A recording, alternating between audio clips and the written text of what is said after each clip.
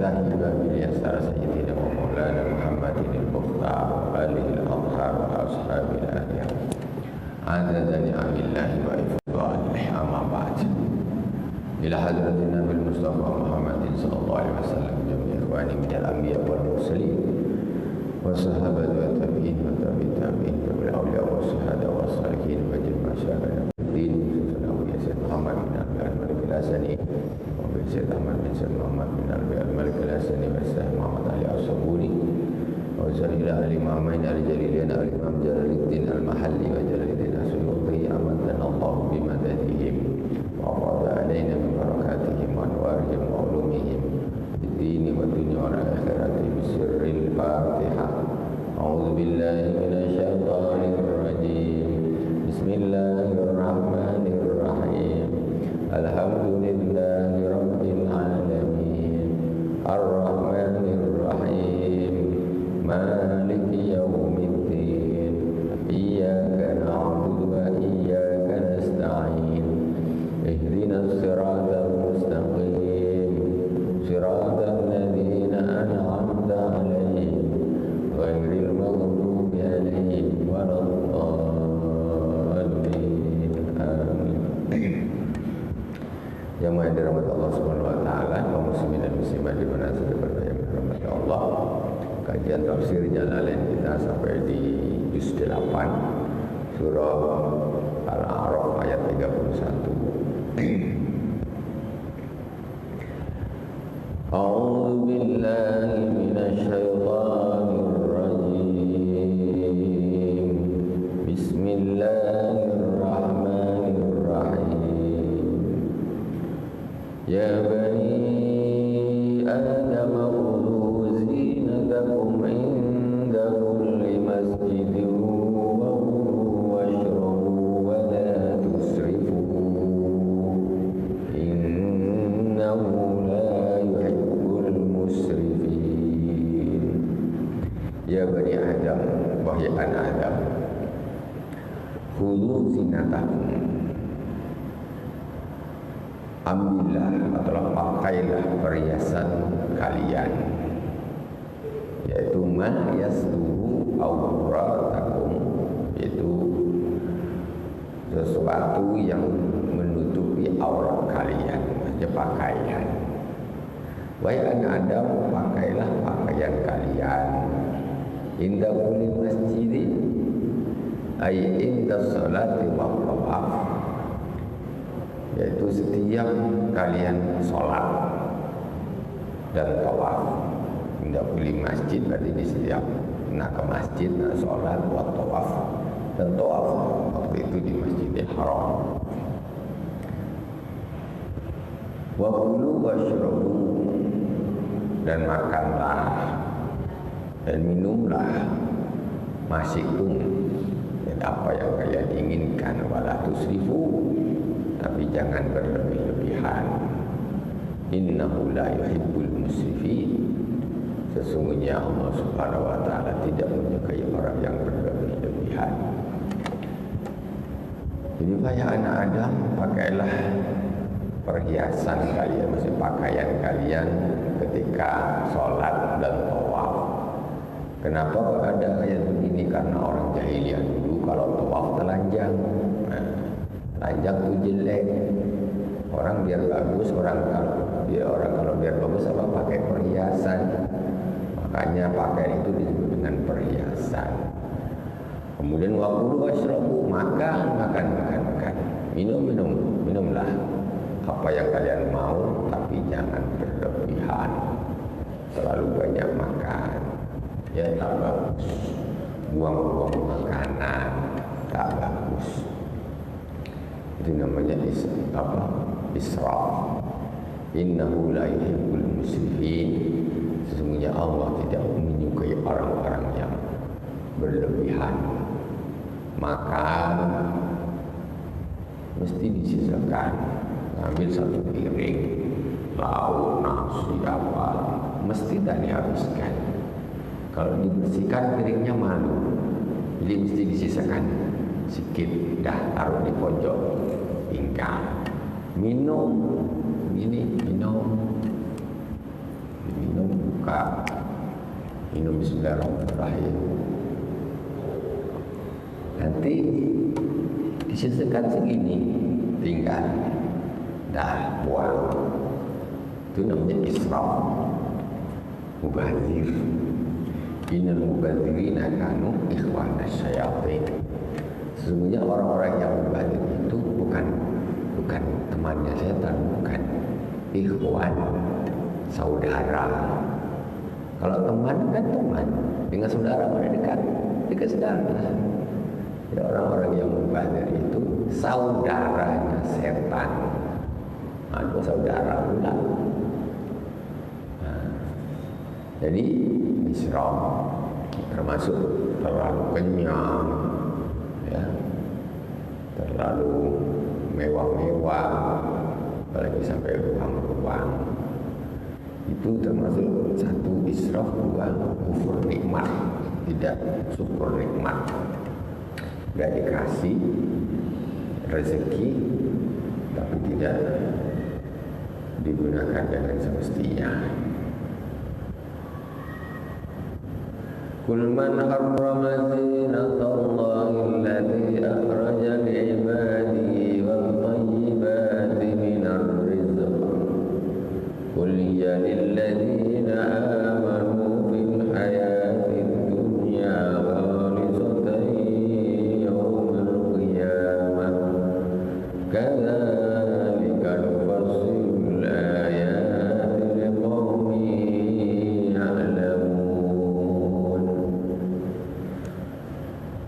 Katakanlah, man harrama zinatallah, siapakah yang mengharamkan perhiasan Allah allati akhraja li ibadihi, yang Allah keluarkan untuk hamba-hambanya, minat libas, yaitu pakaian-pakaian. Jadi karena orang jahiliyah itu tuaknya telanjang, katanya Allah nyuruh kami gini, kata orang jahiliyah. Katanya Allah nyuruh kami kayak gini, tak boleh pakai pakaian. Alasannya apa? Kami tidak mau beribadah menggunakan pakaian yang kami pakai ketika untuk bermaksiat kepada Allah Subhanahu Wa Taala. Jadi baju ini tadi aku pakai untuk maksiat, aku taruh ini, jadi bersih. Tak bawa baju-baju yang tak digunakan untuk semacam betul tapi salah, ya kan? Maksudnya nak muliakan Allah nih. Wah, ini kan baju bekas maksiat, tak usah pakai. Ini bukan beda, aku tak nak pakai semua yang bekas. Jadinya telanjang. Macam betul, tak salah. Itulah kata orang jahiliyah. Ini kami, Allah nyuruh kami begini. Makanya di dalam ayat ini Allah kantor balik mengingkari kata-kata mereka. Qul man harrama zinatallahi allati akhraja li ibadihi. Katakanlah, siapa yang mengharamkan perhiasan Allah yang Allah keluarkan untuk hamba-hambanya, itu pakaian-pakaian wa thayyibat dan makanan-makanan yang enak-enak, ya, minar rizq, dari rezeki. Semuanya halal-halal. Jangan kau haramkan ini, haramkan ini, haramkan ini. Tak ada Allah mengatakan haram, kau haramkan sendiri. Engkau bilang Allah pula. Qul hiya lilladzina amanu fil hayatid dunya khalisatan yaumil qiyamah. Katakanlah, ia adalah untuk orang-orang yang beriman di kehidupan dunia ini. Itu haknya orang-orang yang beriman, pakaian-pakaian, makanan-makanan. Wa insarakum fiha bayrkum, walaupun yang lain ikut, yang lain ikut pakai baju, yang lain ikut makan-makan juga enak. Ini pakaian-pakaian itu yang menurut itu memang orang yang beriman yang haknya. Tapi yang lain ikut, ya silakan. Tapi banyak yang tak mau ikut memang, karena memang itu punya orang-orang yang beriman. Ya gampangnya sekarang kembali ke zaman Nabi Adam. Gampang. ketika Nabi Adam dan Sayyidah Hawa sebelum melanggar larangan Allah memakan buah Syajaratul Khuld, buah larangan, Nabi Adam pakai baju bagus, cantik, megah, mewah bajunya. Dan jangan berpikir pakai daun, di surga pakai daun, baju daun. Masa kalah dengan orang Karimun pakai baju Melayu lawa-lawa, di surga pakai daun, nggak main. Nabi Adam itu pakai daun ketika sudah melanggar, baru pakaian kemegahan itu hilang, sudah spontan. Nah, jadi sampai di dunia sekarang ini juga begitu. Yang pakaiannya macam pakaian daun, nah, nampak sana nampak sini, itu berarti persis ya orang berarti yang sudah terkena rayuan setan. Tapi yang penghuni surga itu pakaiannya bagus-bagus. Nah, dan itu terulang kembali. Memang setan dah bersumpah mau menelanjangi anak Adam, yang cari kawan sebanyak-banyaknya. Khalisatan yaumal qiyamah. Dan nanti di hari kiamat pakaian yang indah-indah itu hanya miliknya orang-orang yang beriman. Sekarang orang tak beriman, bajunya bisa lebih bagus, lebih gagah, lebih mahal. Jadi waktu di dunia ini pakaian ini memang sebetulnya haknya orang yang beriman, tapi yang tak beriman masih bisa dia pakai bagus, pakai lama, pakai ini, pakai baju macam-macam, pakai jas ini semua macam seragam ini, seragam itu. Ya, di dunia ini mereka masih bisa pakai. Tapi besok di akhirat khalisatan yaumul qiyamah, selain orang yang beriman tidak bisa pakai baju yang bagus seperti ini. Yang nggak beriman tak usah ngimpi nak pakai baju ya pakai baju daun tak bisa sudah. Macam mana di neraka pakai baju daun, terbakarlah daunnya. Nah, itu. Jadi mereka orang yang tak beriman sekarang masih bisa pakai pakaian yang kadang-kadang justru lebih mewah dari orang-orang yang beriman, berlebihan. Makanya kalau pakaian itu tidak boleh berlebihan juga, terlalu lebay, pakaiannya lebay, gemerlap betul. Wanita-wanita, perempuan-perempuan nutup aurat tapi pakaiannya menggoda. Orang laki-laki nengok itu tambah gemes rasanya. Kalau nengok yang buka sekali itu macam biasa, tapi tengok yang ini mengkilau begini model, tambah itu tak bagus. Jadi pakai itu di samping menutup aurat, dia juga tidak menarik gairah. Nah, itu tidak membangkitkan nafsu yang melihatnya. Jadi ada istilahnya orang yang kasiyatun ariyat, pakai baju tapi telanjang. Dia pakai baju tapi bajunya masih menimbulkan sahabat bagi orang yang melihatnya seperti orang yang telanjang. Khalisatan yaumul qiyamah.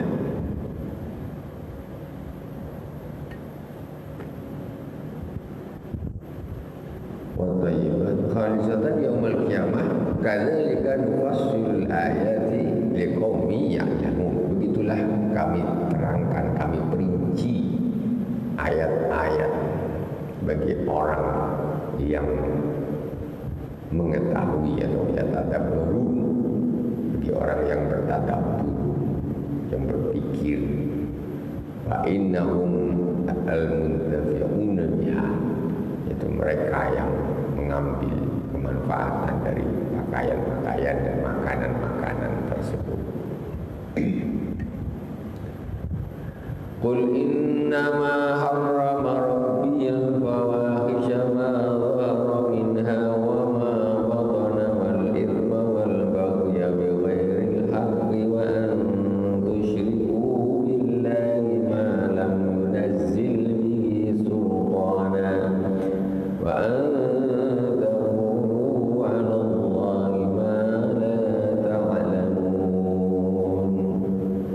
Katakanlah, sesungguhnya Tuhanku hanya mengharamkan al-fawahish, yaitu dosa-dosa besar seperti zina. Alhamdulillah Allah ya'afadna fa'alana usratana wa zuriyatina. Semoga Allah jaga kita, keluarga kita, anak cucu kita semuanya dari dosa-dosa besar, dari zina dan lain-lain. Qul inna maharram rabbil fawahisha ma dhahara minha wa ma batan. Katakanlah, sesungguhnya Tuhanku hanya mengharamkan al-fawahish, yaitu dosa-dosa besar.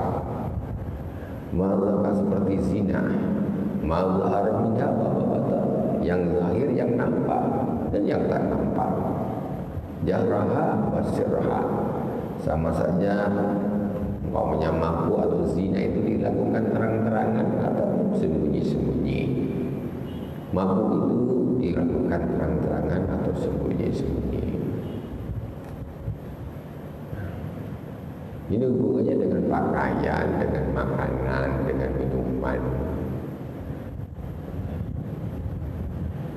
Wal isma, ya, karena dari situlah akhirnya timbul perzinahan, timbul mabuk dan sebagainya. Wal isma, dan kemaksiatan.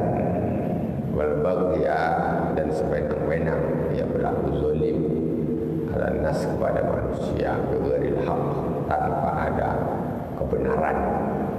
Bahwa az-zulmu, yang diharamkan yaitu melakukan dosa-dosa besar, kemudian bermaksiat, berlaku zalim dengan orang lain, itu haram hukumnya. Dikira haram itu cuma nyuri, maling, mabuk, zina. Zalim sama orang itu dosa. Menjadi pemimpin, menjadi pejabat atau apa saja nggak boleh zalim, apalagi menjadi hakim. Hakim itu satu kakinya di surga, satu kakinya di neraka. Orang jadi hakim itu nggak sembarangan. Di dunia mengadili, di akhirat diadili. Pemimpin juga begitu, sama semuanya kita. Cuma orang-orang yang mendapat amanah itu lebih rawan untuk berlaku kezaliman. Kadang-kadang saking sudah biasanya zalim itu terjadi, jadi kezaliman sudah yang tidak dianggap zalim, dianggap biasa, langganan. Terus kapan tobatnya? Wa an tusyriku billahi ma lam yunazzil bihi sultana, dan kalian mensekutukan Allah Subhanahu wa taala yang mana Allah tidak menurunkan sesuatu ayat tentang syirik tadi. Sultan yang beruncah, maksudnya nggak ada dalilnya, nggak ada perintah Allah dari Allah untuk melakukan syirik. Antaqulu 'ala Allahi ma la ta'lamun, dan engkau mengatakan atas nama Allah apa yang kalian tidak tahu. Min tahrimi ma lam yuharrim wa ghairihi, min tahrimi ma lam yuharram, yaitu diantaranya mengharamkan sesuatu yang tidak haram dan lain-lain. Allah enggak haramkan, kau haramkan. Inilah yang diharamkan Allah SWT. Walikulli ummatin ajal, dan bagi setiap umat itu ada masanya. Fa idza jaa ajaluhum la yastakhiruna sa'atan wa la yastaqdimun, dan kalau sudah datang saatnya mereka, maka tidak akan mundur sedikit pun, wala yastaqdimun, dan juga tidak akan maju. Kalau sudah tiba masanya, tak akan maju, tak akan mundur di situlah. Tengok bahasanya di sini, kul innama harrama, innama adatul hasan, innama harrama rabbiyah. Katakan sesungguhnya Tuhanku hanya mengharamkan satu al-fawahish. Ini ringkasan dari segala yang Allah haramkan. Al-fawahish yaitu dosa-dosa besar apa saja itu hukumnya haram. Yang nampak dan yang tak nampak. Wal-isma dan kemaksiatan kecil dan dosa-dosa kecil. Terus baghi, berlaku zalim dengan orang lain tanpa hak. Terus syirik, terus mengada-ngada yang Allah tidak tetapkan, Allah tidak berikan perintah, Allah tidak berikan arahan, ngada-ngada dia, ngada-ngada hukum. Allah tidak haramkan, diharamkan dia. Ya, Allah tidak, Allah mengharamkan malah dihalalkan. Walikulli ummatin ajal. Setiap umat itu ada masanya. Masya Allah, kita kalau bicara di zaman dulu, Rasulullah 1500-an tahun yang lalu, apalagi sampai Nabi Adam ribuan tahun. Dunia ini memang betul-betul gantian, betul-betul gantian. Macam mana kita bisa lupa dengan kematian? Aneh. Macam mana bisa lupa dengan kematian? Orang lupa dengan kematian ketika hidup dunia. Terlalu cinta dengan dunia itu menyebabkan lupa mati dan tak nak mati. Itu namanya penyakit wahan. Kata Rasulullah yang dikhawatirkan Rasulullah terhadap kaumnya apa? Penyakit wahan. Apa ya Rasul penyakit wahan? Hubbu dunya wa karahiyatul maut. Cinta dunia dan takut mati. Yang takut mati itu orang yang cinta dunia. Yang takut mati itu orang cinta dunia. Karena orang itu kalau cinta dia takut untuk berpisah. Jadi kalau takut kali. Tapi kalau orang soleh kekasih Allah Subhanahu Wa Taala mati itu jalan menuju kekasih, ketemu yang dicintainya itu nanti setelah mati baru ketemu. Kalau orang dunia yang dicintai sekarang, dunia ini yang dicintai. Jadi kematian itu berpisah dengan kekasih. Ini orang-orang ahli masyarakat. Orang-orang soleh, kekasih-kekasih Allah, kematian itu jalan menuju ketemu kekasih. Dan itu jalan menuju ketemu kekasih. 180 derajat. Jadi itu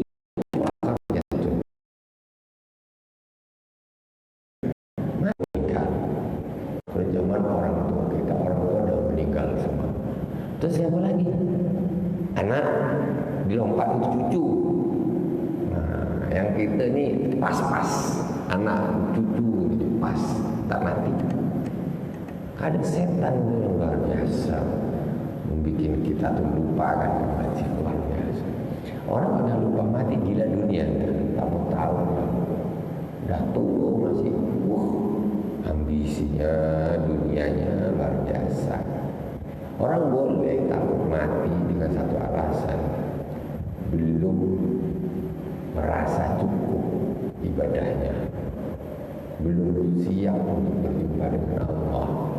Bukan takut akan kematian tadi, bukan, tapi merasa ya Allah, aku ini belum pantas untuk bertemu denganmu, belum pantas, belum siap, itu boleh.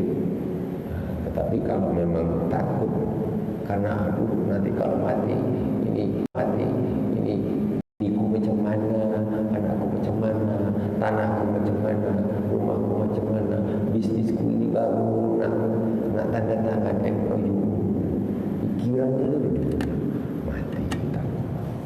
Jadi karena itu, tapi takut mati bukan takut mati sebenarnya, tapi karena memang ya Allah, aku belum siap untuk menghadap ya Allah, masih belum siap.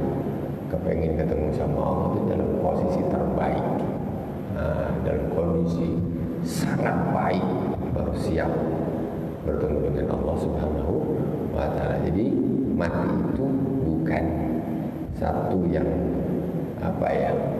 menyedihkan, ditakutkan bukan, tetapi itu bagi kekasih-kekasih Allah itu adalah sesuatu yang diharapkan, karena itu adalah pintu untuk bertemu dengan kekasih, bukan pintu berpisah dengan kekasih, yaitu dunia, cinta dunia.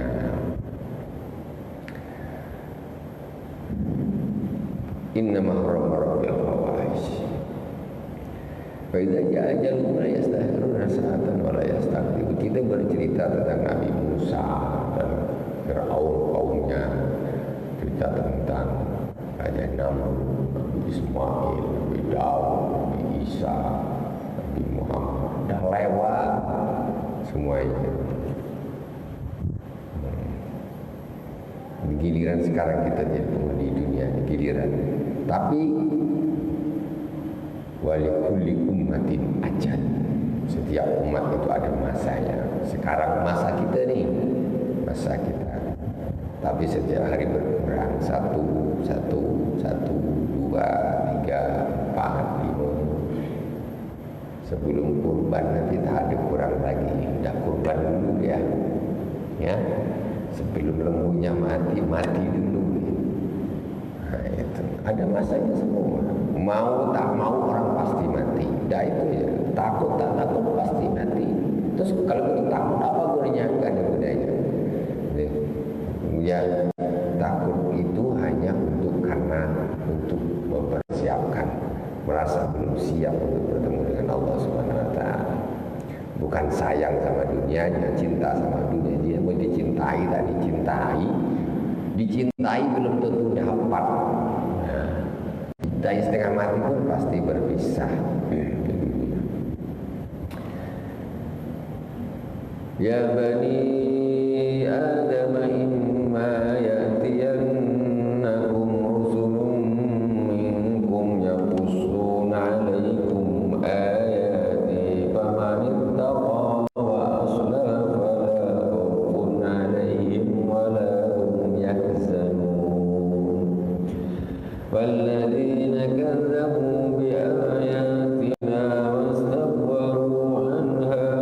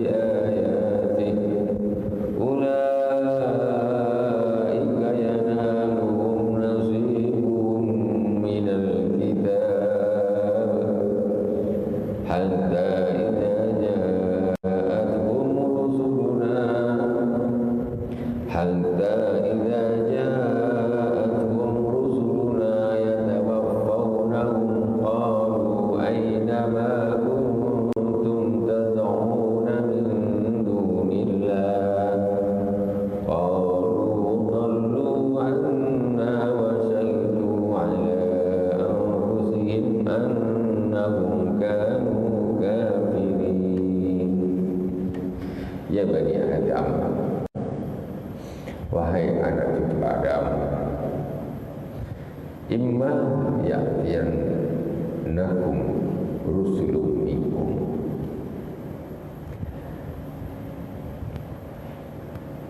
Jika datang kepada kalian rasul-rasul dari kami, yaqussuna 'alaikum ayati, mereka bercerita kepada kalian ayat-ayatku. Faman ittaqa wa aslaha fala khaufun 'alaihim wa la hum yahzanun.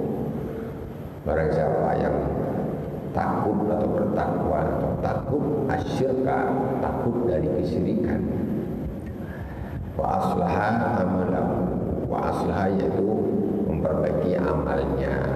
Barang siapa ketika Rasul datang, Rasul bercerita tentang ayat-ayat Allah Subhanahu wa taala, kemudian dia bertakwa, dia tidak syirik, kemudian memperbaiki amalnya, fala khaufun 'alaihim wa la hum yahzanun, maka tidak ada takut bagi mereka dan mereka tidak akan bersedih di akhirat.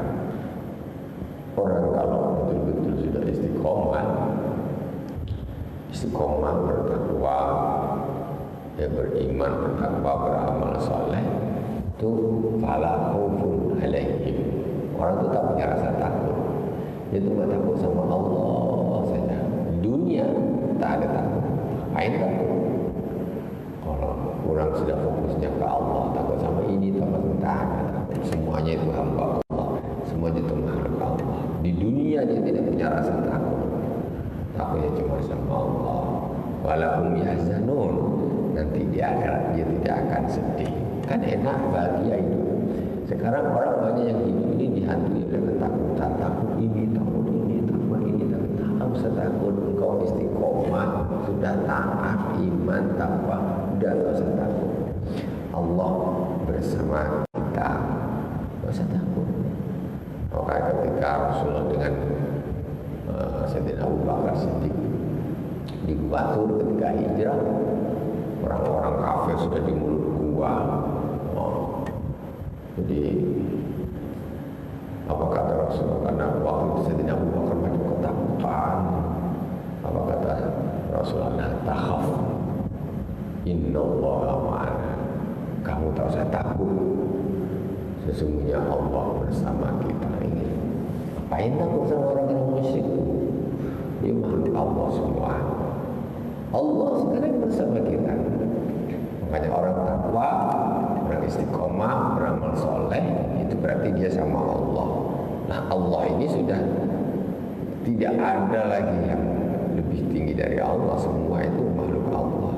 Ngapain takut kalau sudah di backingannya itu sudah Allah Subhanahu Wa Taala. Makanya fala khaufun alaihim, mereka enggak punya rasa takut. Tapi malah kalau orang-orang soleh, betul-betul soleh, enggak takut dia.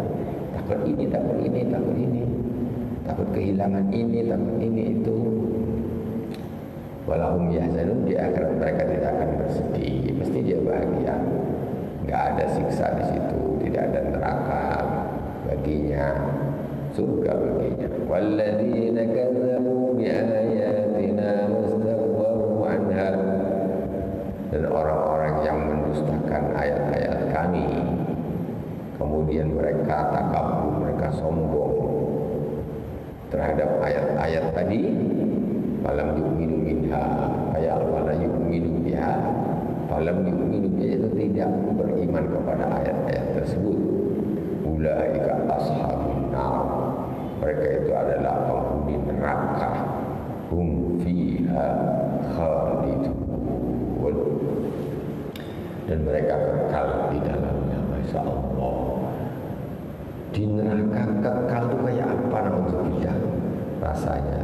Di dunia ini kadang-kadang ada yang orang saking penat di dunia ini, banyak masalah ini itu digantung diri. Ada banyak utang, ini pening, dah susah di dunia ini, dah susah, yang susah ini di neraka, apa lagi di neraka itu tak ada matinya. Kalau di dunia ini susah apa segala macam, orang yang tak beriman gantung diri katanya selesai. Kalau di neraka, di akhirat mana bisa gantung diri kayak apa, tak mati-mati. Tambah siksa di atas siksa, naudzubillah. Jadi betul-betul nikmat yang sangat besar ketika Allah memberi kita iman dan Islam. Itu nikmat yang luar biasa dari Allah Subhanahu Wa Taala yang kita harus gunakan dengan sebaik-baiknya. Karena tidak semuanya orang itu beriman dan tidak semuanya orang itu berislam. Ya, semuanya itu pilihan Allah Subhanahu Wa Taala. Kok pas, alhamdulillah Allah pilih kita. Apa tak syukur? Allah pilih kita. Cuma tak kaya, itu dia masalahnya. Iya pula. Tapi besar mana yang Allah berikan kepada kita dengan orang-orang yang tidak beriman? Tengok ke Fir'aun, Qarun, Haman sama Nabi Musa, mana yang kaya? Tak bisa dibandingkan. Nabi Musa dengan Qarun, Haman, mana yang kaya? Alamat Nabi Musa melarat jatuhnya, tongkat aja 9 tongkat.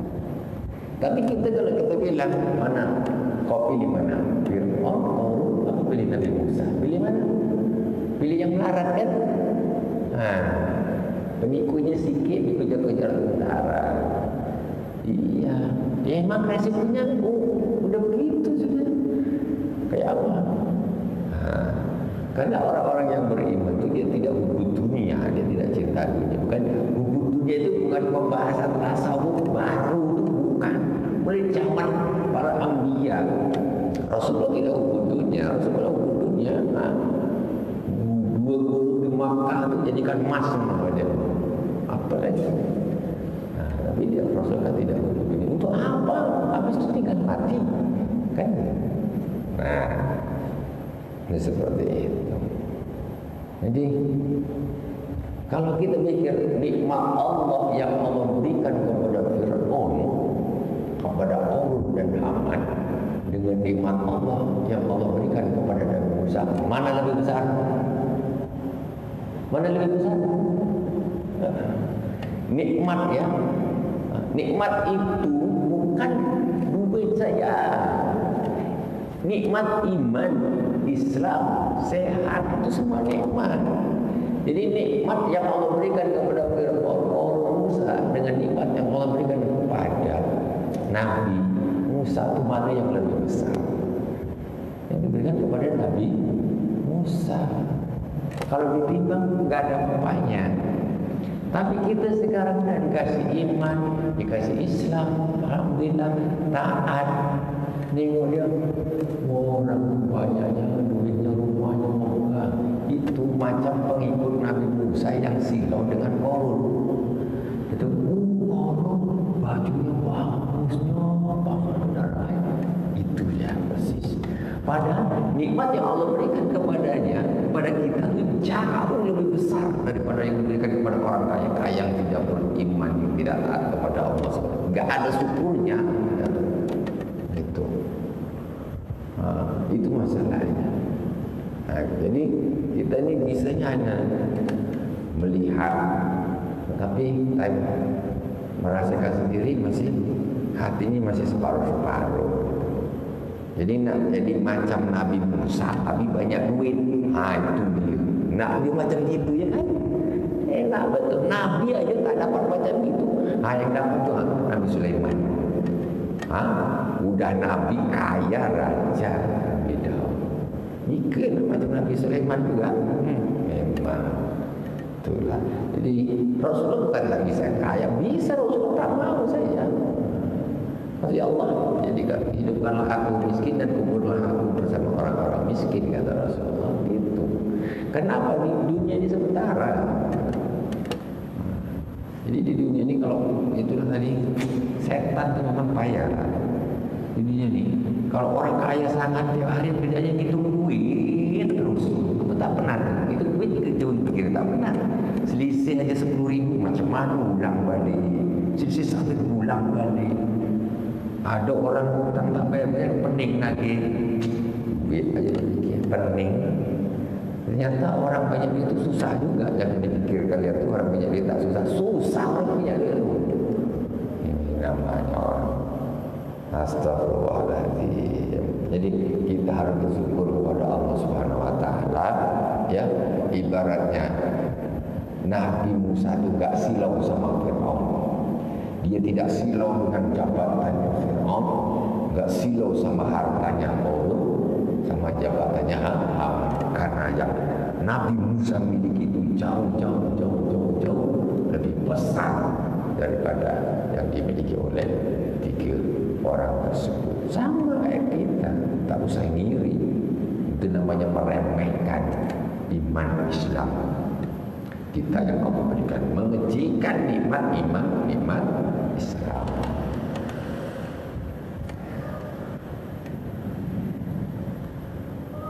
Faman adzlamu mimman iftara 'ala Allahi kadziban. Ini kita lanjutkan nanti di pertemuan yang akan datang, panjang ayatnya insyaallah. Ya, mudah-mudahan Allah jadikan kita menjadi hamba-hambanya yang bersyukur, ya, hamba-hambanya yang taat, yang beramal soleh, yang Allah Subhanahu Wa Taala jadikan orang yang berbahagia di dunia dan di akhirat. Alhamdulillahirabbil alamin. Shadaqallahul azim. Subhanallahumma wa bihamdihi, asyhadu an la ilaha illa anta, astaghfiruka wa atubu ilaik. Sallallahu alaihi wa sallam Muhammadin wa ala